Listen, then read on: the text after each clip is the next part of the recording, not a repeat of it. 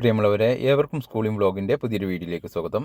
ഈ വർഷത്തെ MG university UG അഡ്മിഷന് വേണ്ടിയുള്ള ആപ്ലിക്കേഷൻ്റെ ലാസ്റ്റ് ഡേറ്റ് 7/6/2024 ആണ്. അപ്ലൈ ചെയ്യാനുള്ള കൃത്യമായിട്ടുള്ള വെബ്സൈറ്റ് ലിങ്ക് താഴെ നൽകിയിട്ടുണ്ട്.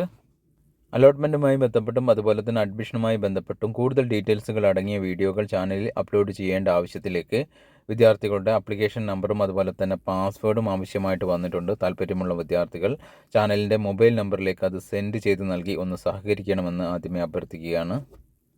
ആപ്ലിക്കേഷൻ്റെ സമയം 7/6 അവസാനിച്ചാൽ പിന്നീട് ട്രയൽ അലോട്ട്മെൻറ്റ് പ്രസിദ്ധീകരിക്കുന്നതാണ്. 12/6/2024 ആ ഒരു സമയത്ത് നിങ്ങൾക്കുള്ള അഡ്മിഷൻ സാധ്യത ഏറെക്കുറെ മനസ്സിലാക്കാൻ വേണ്ടി സാധിക്കുന്നതാണ്.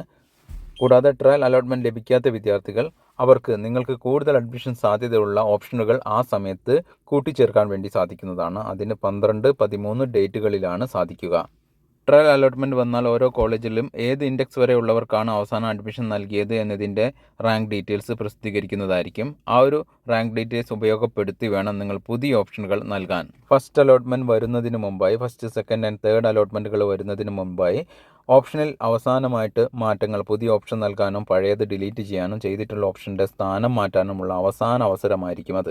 ഫസ്റ്റ് അലോട്ട്മെൻറ്റ് പ്രസിദ്ധീകരിക്കുന്നത് 18/6/2024 ആ ഒരു സമയം ഓൺലൈനിൽ ഫീ പേയ്മെൻറ്റ് നടത്തി നിങ്ങൾക്ക് ലഭിച്ചിട്ടുള്ള സീറ്റുകൾ ഉറപ്പുവരുത്തേണ്ടതാണ്.